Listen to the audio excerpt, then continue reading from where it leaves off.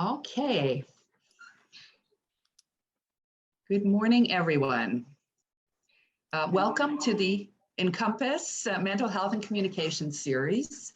I am Louise Hanson, and on behalf of the Encompass team here at Dalton Associates, it's my pleasure to introduce our session today. And the session today is really focused on the important goal of erasing the stigma of mental health.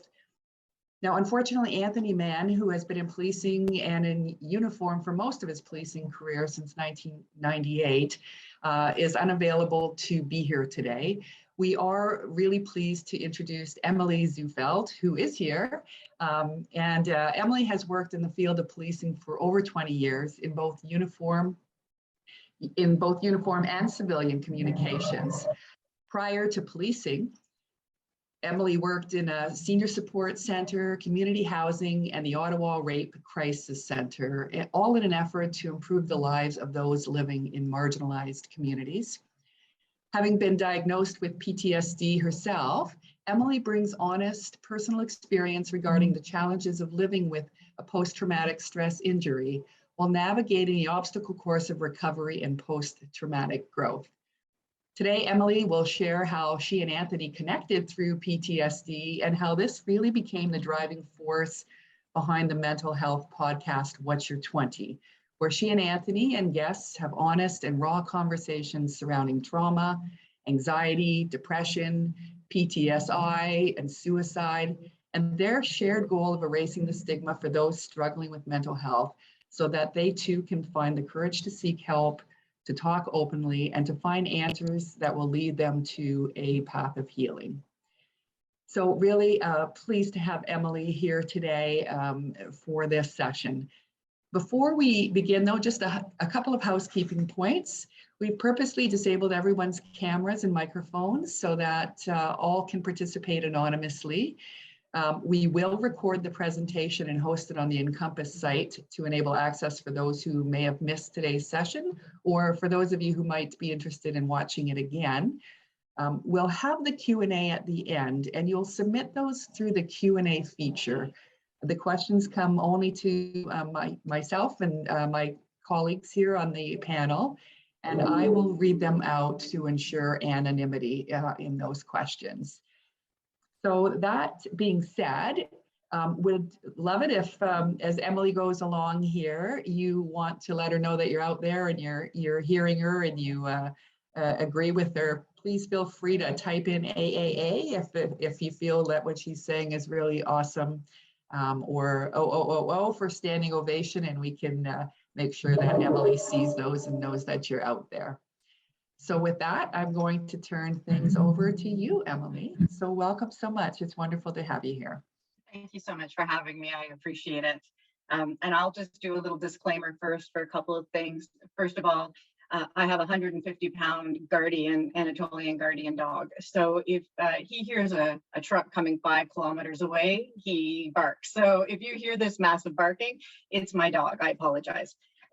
Secondly, there will be probably some content that may trigger people, such as discussion of suicide, suicidal ideation, and what have you. So just for those to be prepared if you're struggling right now with those items.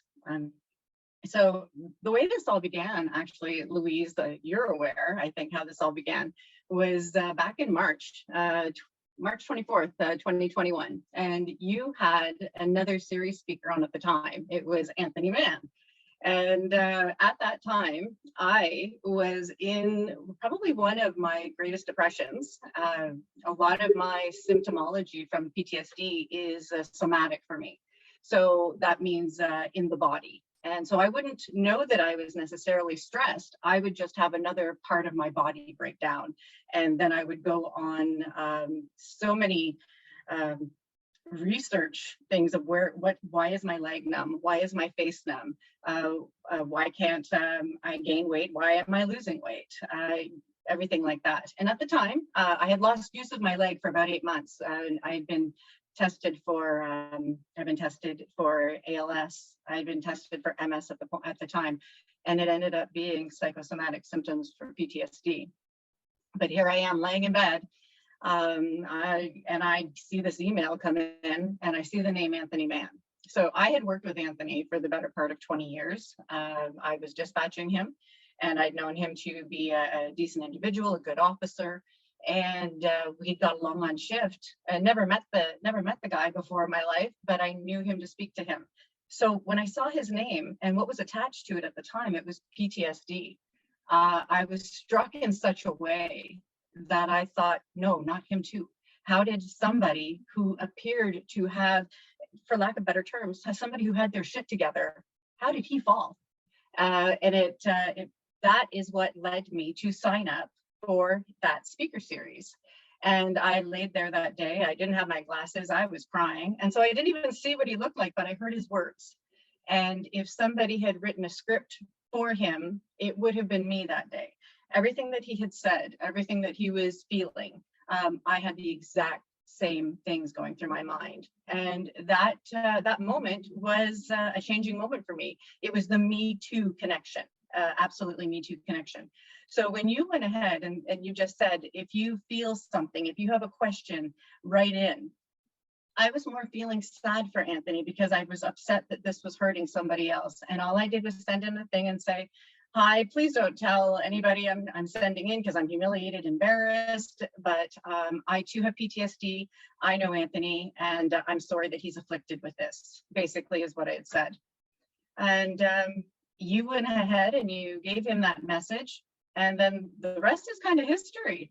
He reached out to me over an email and said, good to hear from you. How are you? Reach out.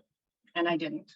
And then he reached out again. How are you doing? Just checking in. And I didn't. And then finally one day the phone rang and I saw his name and I didn't want to pick it up because I struggled with answering phones. I struggled with emails. I struggled with anything, to be honest with you, that needed some cognitive attention. But I picked up the phone and I had said to him, why are you calling me? and he very kindly said, because you won't. You will not reach out. You will not get help. And so I'm helping.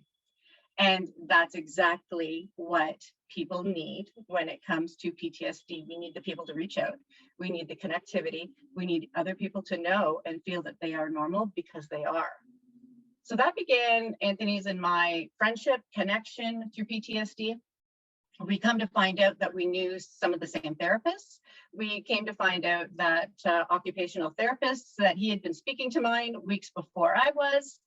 It was just such a small world, upon which I said, do you think that the universe is trying to tell us something? Are we supposed to be working together? What's happening here? And I like to write. So I had said to Anthony, do you write? Are we supposed to do something like this? And it was Anthony's idea. And he had said, what do you think about a podcast? And I was like, oh, I don't know. It was the last thing I had thought of. But I said, give me a day to think about it. And being an overactive mind, I mean, as a dispatcher for the last, I don't know, let's see, I started my 22nd year last week. So being a dispatcher for over 19 years, I'm used to having an overactive brain, being a multitasker. I sat down and I wrote a 6-page podcasting for dummies, basically, and sent it to Anthony and said, I'm in. From there, I went ahead and researched equipment, everything else. We talked over things about what type of topics we should have. And each time we spoke, there was more and more that came out that I wouldn't have ever been willing to say, because I felt as though I was being received as normal and, how do I say, accepted. I was accepted by an individual who knew exactly what I was going through. I didn't feel shame with that individual. So that was fantastic. And this is what we needed to spread out to everybody else, that we know that is off, that we know that is still working and is struggling, that people who have been touched by member suicide, we had to continue to spread the information out to people who aren't struggling, but that they know somebody who is affected by this so that they can better help to support them. And so the first topic that we chose was Me Too. Me Too being that connectivity. And we talked about some great items, and that went live. That podcast was published last fall, and it has over 550 downloads right now. And we had people messaging us saying, thank you so much. I felt like you were living my life. And so that connectivity lent itself to other people, and that's exactly what we needed. When we go from there, when you talk about PTSD and first responders, you have to understand that first responders are going to, or are more likely to be affected by PTSD and a traumatic event, double the amount than the general population. And people who have PTSD are 13 times more likely to commit suicide. So when we look at all the individuals who are currently off right now with PTSD and the people who are not off struggling with PTSD, how much in the back of their minds is that itch of suicidal ideation going on? And this is so important to bring up suicide right now, the topic of, because we just lost another member 3 days ago, a retired member, 58 years old. He's young. He had a life ahead of him. So if this is still happening, then there is still so much more work to be done. Whenever we look at the podcasts, I have our first guest was Andrew Goff. Andrew Goff is a sergeant with the London Police Service, and he's also a lieutenant in the Canadian Armed Forces. Andrew put out a video with his association that was so raw, so personal, so honest. I was drawn to him immediately because of his words again and his truth. He had talked about being suicidal. He had talked about how he felt. He had talked about lack of leadership for himself, that he felt he needed to become the leader that he didn't have. He had talked about having to take an accommodation because he no longer functioned at the level upon which he once did. And I think a lot of us are familiar with that. We're not able to function at a capacity that we once did. I can tell you that I don't. I used to have 6 screens. I had 12 phone lines. I had 3 speakers. I was working with my hand, my foot. And whenever this hit, I would get documentation that looked like a foreign language to me. I received documentation about, hey, you need to go to these doctors. You need to figure this out. You need to do this. And I was paralyzed by deciding, how do I fill this out? What do I need to do next?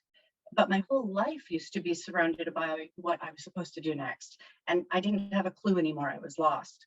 So people are off right now and they are completely lost. And not only are they lost, they're forgotten. They've been left behind. How many times have we done everything for strangers because it's in our job to do so? We will break our backs to help somebody that we don't know, but we have forgotten the person that stands beside us, and we have forgotten the person that we once walked with. We no longer talk to them, we talk about them now. That's the difference. And when those people are ignored, forgotten, lost, that causes more trauma than the actual events that they were struggling with in the first place. And this is what a lot of people don't understand. It's unfortunate that we think about the EAP, the peer support, what have you.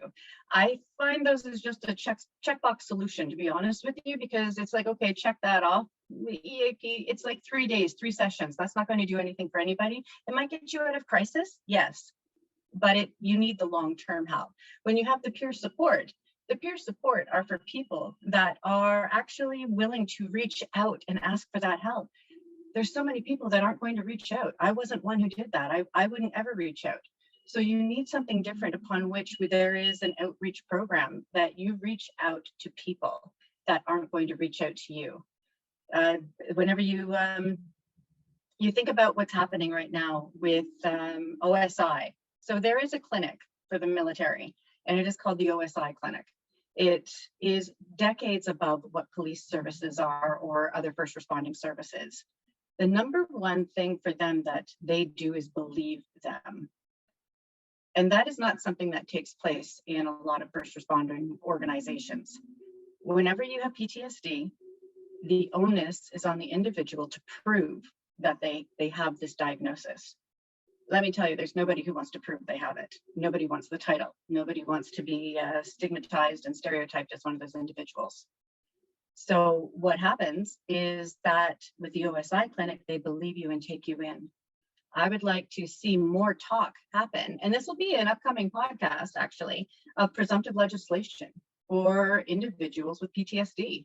That presumptive meaning you assume that if I have PTSD, that it's because of the things that I have experienced in my workplace.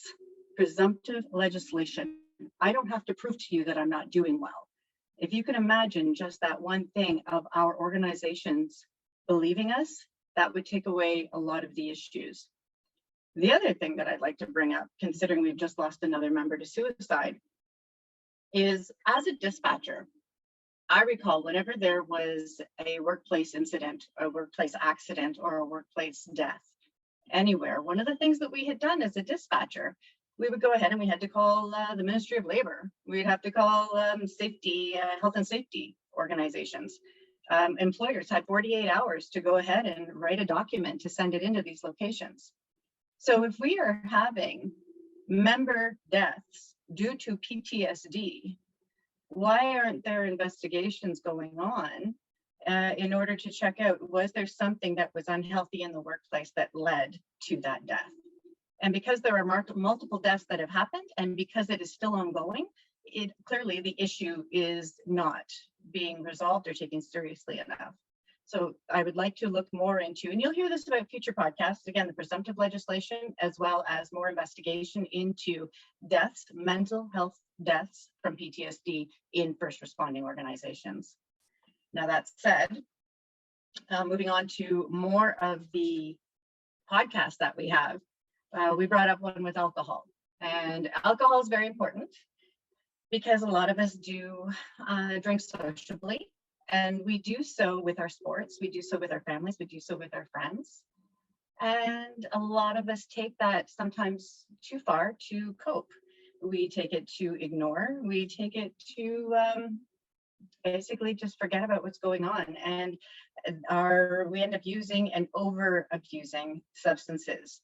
So we brought up that podcast, and it was very personal for both Anthony and I. And the reason being is that we both came out with, you know what, I drink too much. Or can an individual who has PTSD drink at the same time? Are you able to heal and get well and still drink? And that was a fantastic podcast because it really opens your eyes. It opened my eyes so greatly that I went back to my occupational therapist, and I had asked them to give me some documentation so I can test myself. And then we even added it to our website. If you go on, we have a website as well, What's Your 20? And What's Your 20 has the resource page. And that's very important because you can check out, are you drinking too much? What is your mental health feeling like today? Do you feel suicidal? Because then on that page, we have numbers for boots on the ground, wounded warriors. There is the suicide hotline. They're important resources that anybody can reach out to on that page. And so with that, then the next one we did was baseline. And I think baseline is probably one of the most important episodes that we came out with. It's something I didn't know about. And baseline is basically, how do you know where you're at or where you're beginning? Where are you going to start? Making a baseline, if we're talking about our physical health, weight-wise, the size of a bicep, anything else, we would measure that. And then we would know once we had gone ahead and got stepped on the scale, have I put on muscle? Have I taken off fat? All those things, are my pant sizes different? We have a form of measurement for physical health. We need a form of measurement for mental health.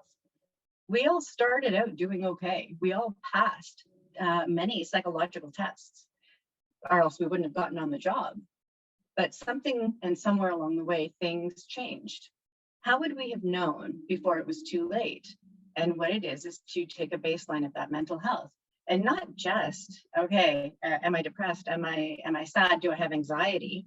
But something so far as to, am I getting out with my friends? Am I enjoying social sports? Do I have a hobby? Anything along those lines? Do I have friends?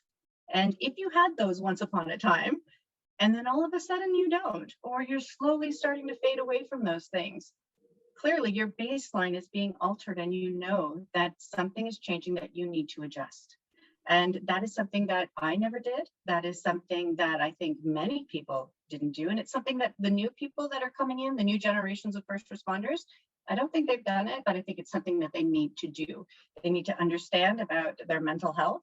And currently, organizations still aren't doing enough to take care of their people, so that it is on the onus of the individual to put that extra work in to take care of themselves until it's a joint effort. And that's yeah, go ahead. I just wanted to interject, and my apologies, it's an echo here. But I wanted to share with you, you know, a comment, you know, somebody basically giving you the AAA, the awesome, awesome feedback there in terms of, you know, what you're sharing. So I wanted to let you know that. And also just wanted to comment on, you know, how important it is to know oneself, right? As you're talking about the baseline, how critical that is so that you can identify, you know, changes over time and do whatever you can to be proactive and take care of that. So thank you, but I did want to share that comment with you there. Thank you. Because I know it's hard talking to a screen sometimes without the feedback. So Well, I'll be honest with you, talking to a screen is 10 times easier right now than talking to faces. yeah, I mean, this had been in the talks for quite some months that Anthony and I were to come on and be speakers. And to be honest, it was me who kept putting it off. I was terrified to be in front of anybody. I struggled to be out in a store and anything like that. So the fact that here we are a year later from literally me being in bed for 8 months, turning around to a year, this speaks volumes. But what it speaks volumes to is also healing. And what I want to bring about that, there is no magic solution. There's no secret. There is no finger snap to getting well from PTSD. It is an active participation. It is something you have to choose to do to get well, and you have to do it actively, regularly, consistently. And that is something that I've learned. And you've heard the term doing the work. Before, I used to think that was cliche. I hated this phrase, but I'm telling you, you must do the work. And the work is hard. It is probably the most challenging thing to get well from this than I have done in my entire life. Yet, I know that I can do harder things. I've done hard things. I can continue with this. And it leads anything from therapy to taking on suggestions from your therapist, such as getting an occupational therapist. I remember I heard the words occupational therapist, and I was afraid. I was scared. Why do I want an OT? Well, I took it because I was in the moment to say, you know what, is this going to help me? You're saying it's going to help me.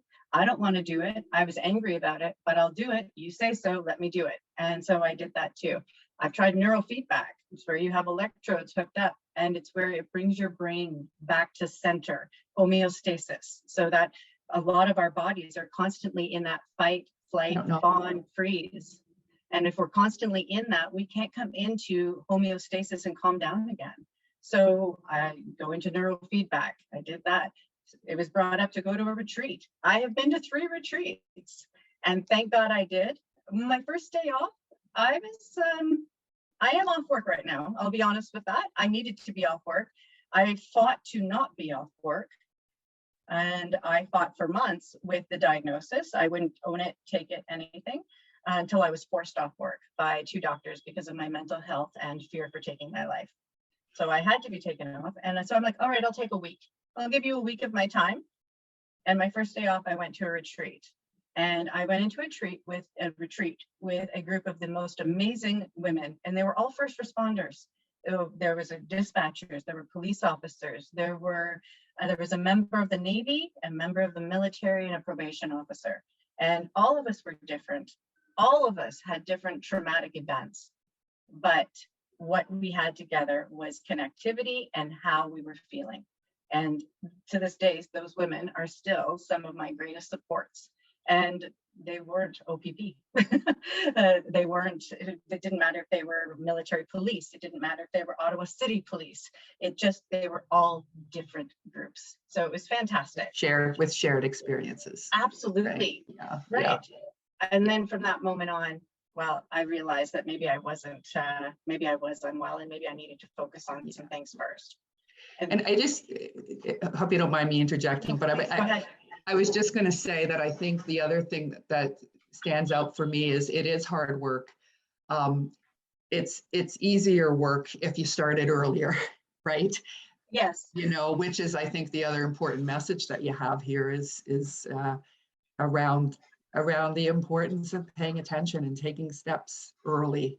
And so it's so important as well. And I love the message about new recruits and being mindful and paying attention. So thank you for that too. Well, that's the other thing about new recruits is that these people are coming in and the job of policing isn't going to change. That's not changing. Trauma in the job is not changing. Stress in the job is not changing. We're not here to change to fix a wheel. I mean, that the job, the stress, the trauma is there. That's just the way it is. What needs to change is the response to the trauma, to the stress. That's what needs to change. It needs to change in the way that we approach it. It needs to change in the way that we recognize that there's changes going on within the person. It needs to change within the way that we deal with it. Like you said, being first up, doing it right away.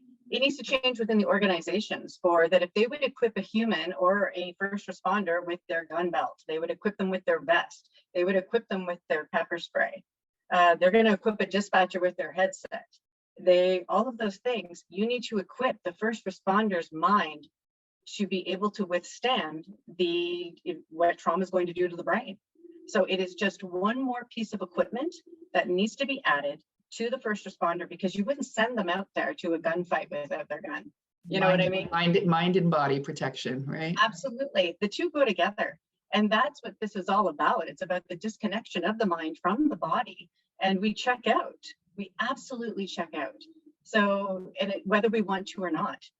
I also want to discuss when it comes to the shared experience, there's a lot of people who have said to me, you know, I haven't been through what you've been through, or even I'm just a dispatcher at one point. So I was lessening my experience. And I just want to make sure that for anybody who's listening, there is in no way that we should ever compare traumas. We can't compare those. And I liken it to the example of drowning. And if you have 7 inches of water and you have 7 feet of water, and a person drowns in those two measurements, is the person who drowned in the 7 feet of water more dead? No, they're both dead. They're both drowned. It didn't make the 7 inches of the 7 feet more important. No, one isn't more important than the other. So we cannot compare our traumas. The other thing that I want to bring up is something that I learned. It was about the window of tolerance. We all have something that's called a window of tolerance. And it's basically how much stress can you handle? And how can you manage while the stressful event is going on? I myself, while I was in my prime at my desk or anywhere else in my workplace, I had a window of tolerance that was the size of the Grand Canyon. You fill it up with torrential rains, you fill it up with vomit, you fill it up with shit, it didn't matter. I bring it on, it never filled. And then over time, somehow, and unbeknownst to me, it shrunk. And today, my window of tolerance is the size of a thimble. And all it takes is a raindrop to knock it over now. And so we all have a different window of tolerance. We all have, and we all enter differently too, right? You don't know who's going to be able to handle what and when. So no more of comparing traumas, continuing to tell someone to suck it up because they struggled with one event, whereas you didn't struggle with that event. We all handle it differently. So that is something that is so beyond importance. And at different times in your life, right? As you said, you were a very different person with a different window. So yeah, no judging, right? Absolutely. No judging. And if you prepare yourself when you're younger and you don't have, say, some other stressors that are going on as we age. So when I started the job, I was young, single, free, happy. I was on fire. I was working every shift of overtime, happy to.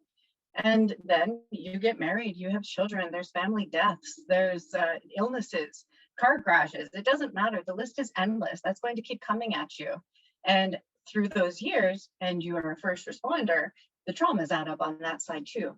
So you need to also ensure that you have a positive and non-toxic environment at the end of your day when you're off that shift too.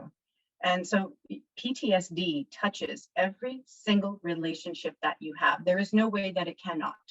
My primary relationship for me that I noticed I was struggling with was my child. And I realized that all of this negative energy that I had, and I was emitting my anger, my sadness, this little human was walking through that. This little human is sucking that energy right up, and it's not his fault, but he's feeling it. And not only is he feeling it, he's owning it.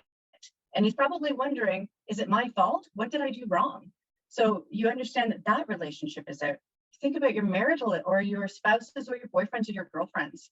You know what? A lot of the times you're angry. A lot of the times you are checked out to the point where you avoid everything. I was avoiding. It was one of the main things that I did. I would rather come home, have that glass of wine, sit quietly and not have to deal with what somebody else wanted from me. One more person that meant one more need I didn't have to give. So that affects you. I isolated so much. So I didn't go out. I didn't go to family events. I didn't want to. So PTSD affects every single relationship. It does not just affect the person that is dealing with it. And once we talk about PTSD, this is one more thing that I need to, there's always one more thing, Louise, when it comes to this, that is so important, and that's the language. Language matters. So when we use the term PTSD, I want to actually stop using that, and we need to start saying PTSI. So post-traumatic stress disorder, and then post-traumatic stress injury. This is an injury. If you look at it as a disorder, that is using language to say something is wrong with you. You are not well mentally. That's what it is versus an injury. You have a mental injury versus you are mentally ill. There are differences within the two. And what happens if you have an individual with a physical injury who has cut their leg? That individual is bleeding. The symptom of blood is going to be from the injury. The same thing with PTSI, my cognitive difficulties, my legs going numb, the rage, those are the symptoms of the injury. It is the exact same thing, and it needs to be looked upon that way. It needs to also be spoken like that. Part of me struggling owning the terminology of PTSD or having that title placed on me was that somebody thinks I'm messed up. Somebody thinks I'm crazy. I already am judging myself. What are other people judging me for? But if I say, wait a second, I'm not crazy. I actually have an injury. My brain is injured from the years of trauma that I have had. So once people understand they're injured, they're a hell of a lot kinder to themselves. And then the people on the outside are like, no, they're not crazy. They have an injury that they have to heal. And they don't just have one, they have decades of injuries that they've got on there from all the trauma. So the language that we use for ourselves and for each other is so important. It is a PTSI, and we need to understand that. And have that brings compassion, right? Absolutely. Compassion for yourself, compassion from others. Mm-hmm. Yeah. No. And if you don't have compassion, there's no room for empathy, right? So you have to be empathetic for other people and their experiences. I got to tell you, something touched me the other day. I was interviewed last week by a lovely young lady. She is from the Carleton School of Journalism, and she was given a project. And that project was for her to do something that is significant, interesting, and new. New, there's the word right there, new. And she took it upon herself to think that the PTSD and the podcast, this is it right here. So this is an 18-year-old young lady in university wanting to talk about something new. Well, PTSD has been around for 107 years. It was first documented actually February 1915 in World War I in the first medical journal, and it was known as shell shock at that point. So here we are, February 2022, instead of February 1915, and we're still talking about it as if it's new. 107 years, and it had different names: shell shock, burnout, mental health breakdown, you name it. The names are endless, but it's not new. What is new, though, is talking about it now, talking about it openly, and that's what has to not be new. It has to be normal. That has to be the norm. So common, as you said, like when you first heard Anthony, to think, even him, somebody, right? And it is so common for, people to be struggling with this. And as you say, so much more common for first responders. But mental health in general is just such a common challenge that we all share. And so lots of applauses here on the Q&A panel for you, and just also appreciation for your courage, Emily, in sharing so openly, which is so important in people not feeling alone. So, you know. Thank you. Well, and that's the one thing that I want people to understand. You are normal. You are normal. Every single one of us are normal. And the reason why is that our reactions and our response to the trauma that we've been having, that's a normal reaction to the abnormal events that we have all experienced. There is nothing normal about our experiences. We are seeing the absolute worst in people every day. Hardly anybody calls up and says thank you, or hardly anybody does that. We've got all the crap. And there needs to be people who do that crap. And I get that. But what you experience from that crap is absolutely normal. I am you, you are me, we are all each other. And whether you are in a uniform, so this is what makes, back to the podcast, what made the podcast unique. It had a male and a female. It had a uniform and a civilian. And then Anthony was more of the, first responder uniform type. And I was more about, no, trauma. Trauma. You do not have to wear a uniform to experience trauma. And look at probation officers, parole officers. They deal with some of the most interesting people, and they have trauma as well. Dispatchers don't always wear uniforms. And then you look at the people, whenever you say first responder, we think of the main three: fire, police, and paramedics.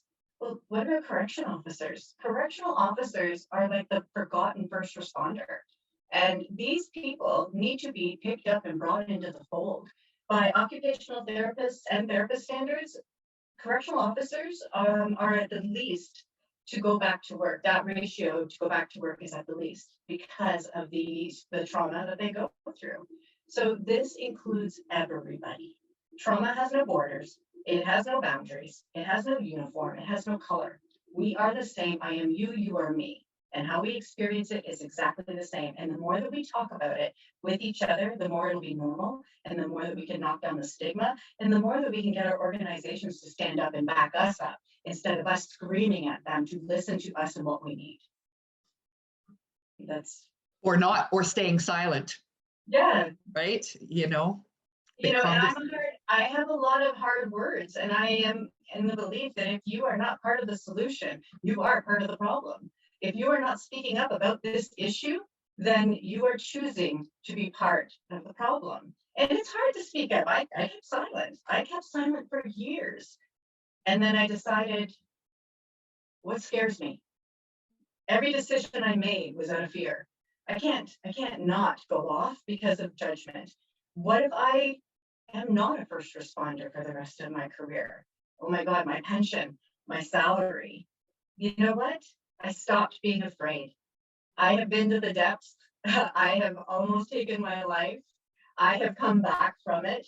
I'm happy to say I do not wish to take my life today, and I don't fear anything anymore. And now the way that I do this is, if there's something that scares me, that's what I need to talk about now.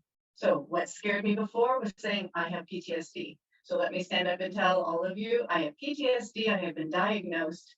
And have I been suicidal? I have been. I had a plan. I was set and ready to go. I am no longer, but I was. Do I take medication for mental health? I absolutely do. I need to, because my brain does not function. I also have a thyroid issue. I had cancer. I had thyroid cancer. In order to go ahead and for my life to function, I need to take a pill. Otherwise, I wouldn't function properly. So then why is it so fearful for someone to say, my brain does not function properly, and in order for it to function properly for me to live, I need to take a pill. So I take a pill for my brain to function properly so that I can live. And I'm okay with that because it keeps me in my son's life. It keeps me in my marriage. It keeps me in life in general. And when it comes to this right here, Louise, scared to death to face anybody, to stand up, to show my face. Well, my face is out there now. So what's next? What's next? You know what? So much courage and so much appreciation from the listeners today. It's awesome, Emily. Thank you for your courage and being so honest and sharing, because if you're not talking, or people aren't talking about what it really means, you know, everybody's isolated with this and thinking they're not normal. That, you know, No more window dressing. No more lipstick on a pig. Stop making it look pretty. There's nothing pretty about this. It is nasty. It's scary. People are dying because of it. So no, there's no more hiding, no hypocrisy. Stop saying we're doing it. No, because you're not. The people who are doing it are the people who are living in it. And quite frankly, we need to stop looking for the people who've never been to those destinations to keep making the maps out of it. That's the other thing. You need the people who have been there to be the ones to tell you how to get out of it and how to help the other ones. Most of the people in the organizations haven't been to these destinations. So we need to stop looking for them to make those directions. That's another thing. And I think about the power of connection as well. I mean, just in your personal journey alone, you know, that connection that you and Anthony have made, the millions of connections that you guys have made, and the difference that's you know, making. It's really wonderful. So yeah, connectivity, that's it. Me too. Yeah. Ovations and applause here in the chat panel for you. And also appreciation for putting into words what people have been dealing with and that they didn't understand, and somebody vocalizing that, and you know, a comment much like yours with Anthony, like, you know, she's a mind reader, someone was saying in the chat panel, much like you said. It was like, you know, I wrote that script for Anthony, and when you hear that and understand that you're not alone. You're not alone, you know. And actually, if there's a little bit more time, there's something else I'd like to, a specific group I actually want to address, Louise. And have we frozen or have I frozen? You're frozen, I think. Are you able to still hear me? I can hear you. Okay, thanks, Teresa. So, hi, Alana. So, no, one of the things is that on our last podcast, we did Senator Patrick Brazeau. And the importance of having that individual on the podcast was that you had this individual who had a glorious public downfall. He had made some of the greatest mistakes personally. He was put up on charges personally and professionally. He was ousted by his organization. And there are people in first responder organizations who have been treated the same way. This doesn't, I'm not bringing up whether what they may have done as being right or wrong. I am just saying that there are members of the organization who have found themselves in their deepest, darkest times, and people have turned away from them. They are still a member of the organizations, and they are being left out, they are being pushed out, they are being ignored. And what I want to say is that behind the badges, behind the headsets, they are human. Behind the badges, behind the headsets, they deserve support too, and they deserve to still be remembered and still be told you're a member of whatever organization you're a part of, and whatever you're going through in this moment, perhaps it was unwise, it does not remove you from the years of good that you have done. And I don't hear many people saying that to them. So if anybody that is listening today who is in one of those positions, you are still a first responder, you are still normal. I see you, and get well. And I think we lost Louise. We did lose Louise. She's texting me right now, just letting me know that she lost her internet connection. Okay. I can have a look in her little chat box here and see what's here.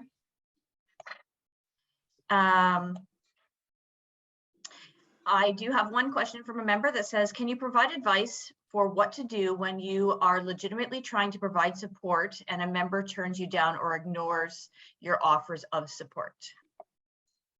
Well, and that's a tough one. It really is, because I was that member who declined all the support. I was one. That's why Anthony kept calling. I wouldn't go out or anything else. What I would say is be gentle, be kind, and listen, but don't give up. There's an individual that I don't know them personally, but we message back and forth. They're nearby. They will message with me, but they don't want me anywhere near them. And I have offered to come by and stand out on the lawn. I have offered to leave a cup of tea on their deck and walk away and just tell them that it's there. Anything. So what I would say that if someone is continually pushing you away, you don't have a choice. You have to respect that. Unless you are in fear of that individual actually taking their life in those moments, that's a different story. We all have to do things that to help save that life. But what I would say is don't give up on them. They've given up on themselves already, and they're pushing you away on purpose, because they don't feel like they have any worth and that they're not worth your time or your love or your friendship.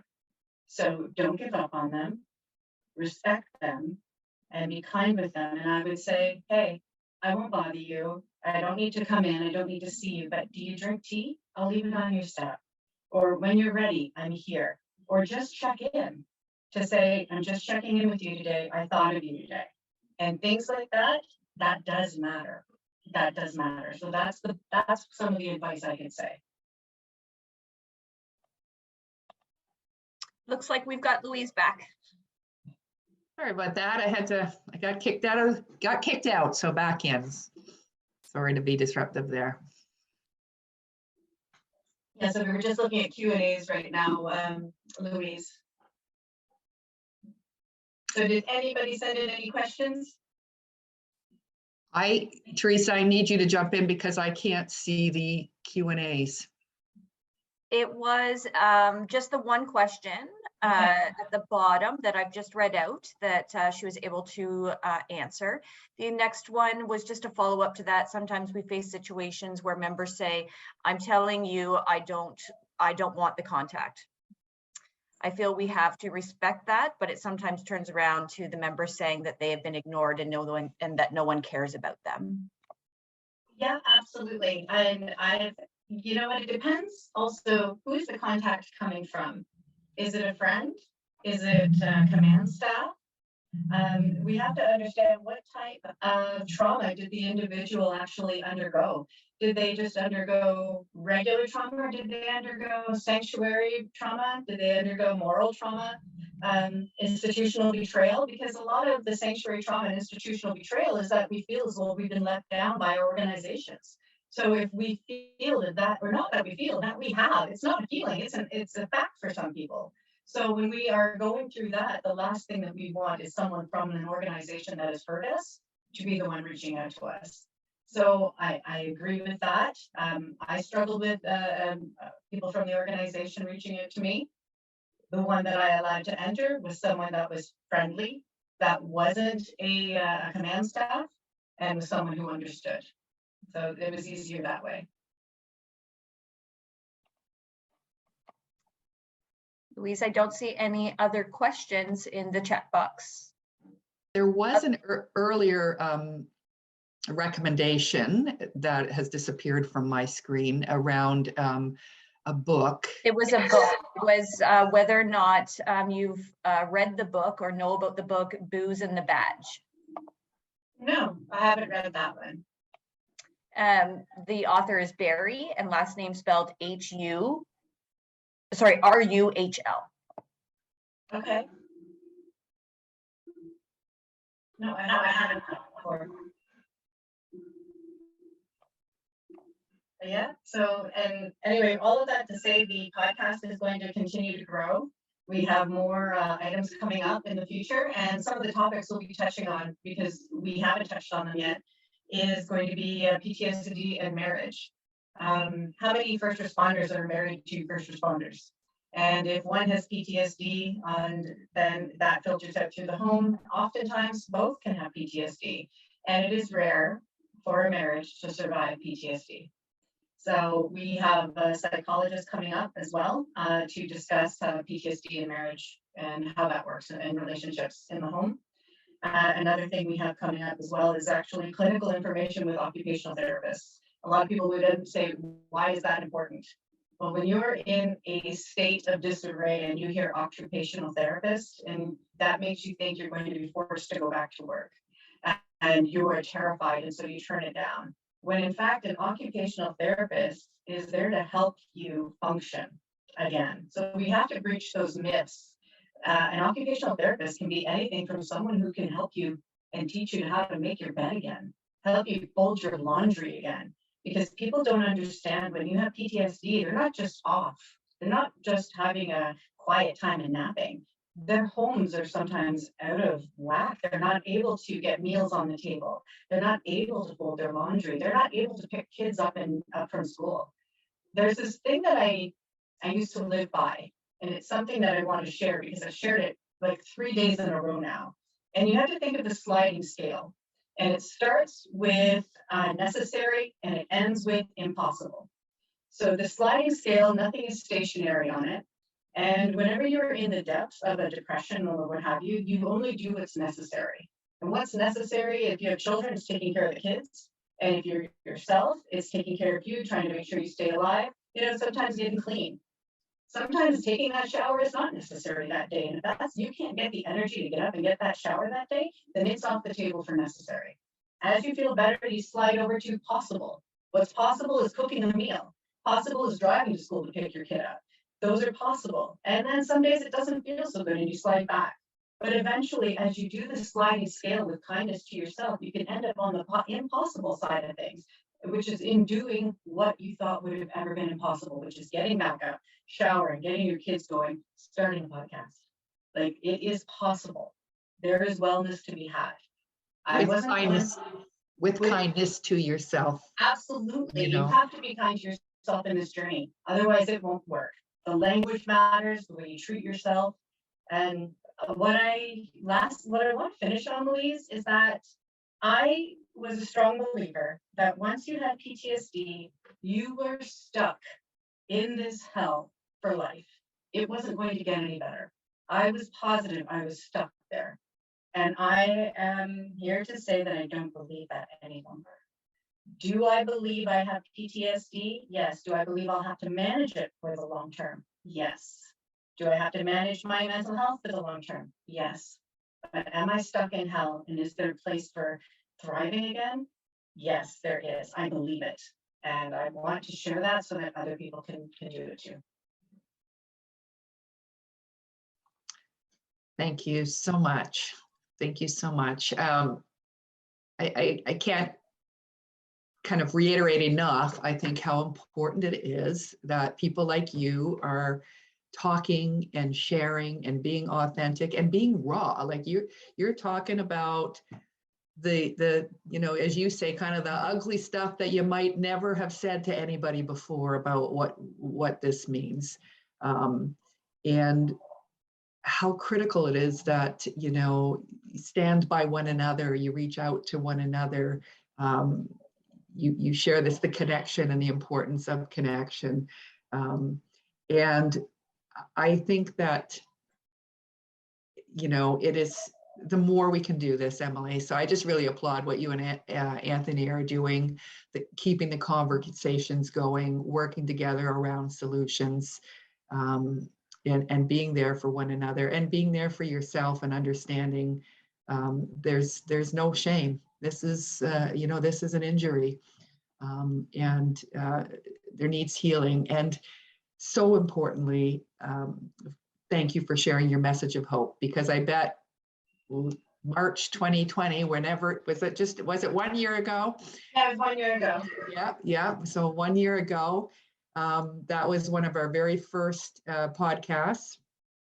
I bet you were not feeling, you know, your perspective has certainly changed over the course of this year to where you are now, you know, really a beacon of hope and a beacon of courage for individuals. So I want to thank you on behalf of all of us here today. I don't know if there are other questions that we've just got a few minutes here left. If there are other questions, Just manning the questions for you, Louise. Thank you. There's a tremendous amount of AAAs and standing ovations. And just as you wrap up, there's one member that's just asking where she might find the recording after we've completed, where it would be posted. Yes, we host it on the Encompas website. If you go to the website there, you can see all of the recordings that we've done to date, which can be very helpful to watch again. I also, just on that note, Emily, something that you triggered for me, you talked about when you're dealing with PTSI and how difficult navigating what was like simple, for you in your, kind of prior to the injuries.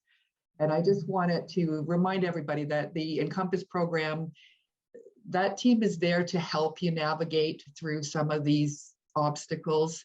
And that really is the philosophy of the program, understanding that when you're dealing with an injury like this, you need someone who's got your back, or someone who's helping you through the obstacles and the hurdles. So I just also, there's lots to be done and lots of resources and supports, but I just wanted to remind you that the Encompas program is there, and the care management team is really there to be a caring person that stays in touch with you and helps you get through those barriers, The other thing with the podcast, just to let you know, we have a webpage for resources. We do have an Instagram account, Once You're 20. We do have a Facebook account on Once You're 20. So not only do we put out podcasts, but I put out daily affirmations, daily conversation, daily anything, just to bring points across that you might be feeling on a regular basis. So Instagram, Facebook, we're, like I said, we're on the net, and then our podcast streams on wherever you get your favorite podcasts. So Thank you so much, Emily. you're welcome. All right, that looks like everything. So I want to really thank everybody for being here today. Just want to really encourage you all to take care of your mental health and well-being, and to stay connected, and to reach out if there's anything that you need. So thank you so much for your time. We will be posting this recording, and it would be up there probably by tomorrow, I think it's safe to say. So thank you so much. Thank you so much. Thanks for having us. Yeah. You take care. Thank you. Bye-bye. Bye-bye.